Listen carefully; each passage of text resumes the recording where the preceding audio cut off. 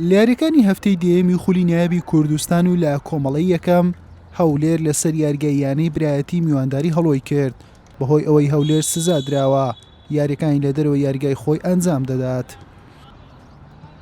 لانیوە یەکەم هەر لە سەرتاوە هێرشبەرانی هەردوویانە دەرفەتی باشیان بۆ ڕەخسا تاوەکو گۆڕانکاری لە ئەنجام یاریەکە بکەن. لە خولەکی 28 زەید مەغدید با سوودوەرگرتن لە لێدانی گۆشەوە بەسەر گۆڵ یەکەمی بۆ هەولێر تۆمار کرد.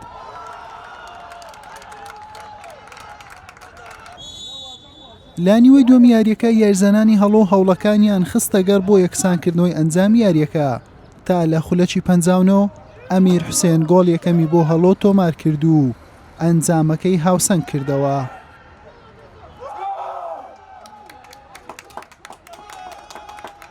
هەولێر بە ئامانجی گۆڵی سەرکەوتنەوە پەرەی بە هێرشەکانیدا لە خولەکی 78 ڕەدوان نەسڕەدین دوای وەرگرتنی پاسێک لەنەو شێروان لوقمانی هاوڕێی توانی گۆڵی دووەم بۆ هەولێر زیاد بکات.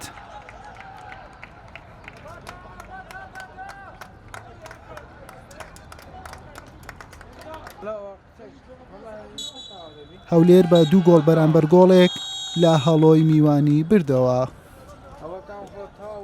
سپاسداش بخوا کە ئەمڕۆ توانیمان پاش ئەوەی کە حەڤیاری نەمانتوانی سەرکەوتن بەدەست بێن و یەکسانیشمان هەبوو توانیمان ئەو گرێکۆرەی بکەینەوە کە سەرکەوتن بەدەست بێن. ئەلحەمدولیلا هەرچەندە ئەمەلی بە سەرکەوتنمانیە بەڵام توانیمانەوەی کە ئەو سار ئەوە نەبی کە برێن نادی ئەربیلیان یانێ هەولێر بەبێ بردنەوە دەوریان بەڕێکرد. ئەلحەمدولیلا توانیمان بە هەوڵکوشی ئەو یاریزانانە توانیمان سەرکەوتن بەدەست بێن و لە ڕووی یاریەکەشەوە هەتا بڵێ ئێمە دیارترین لە ناو یاریگا و دەستمان بەسەر یاریگا داگر بوو توانیشمان سێ خاڵ یاریەکە لە ینی هەڵۆستین و سیوای سەرکەوتن بەیانەی هەڵۆش دەخواست.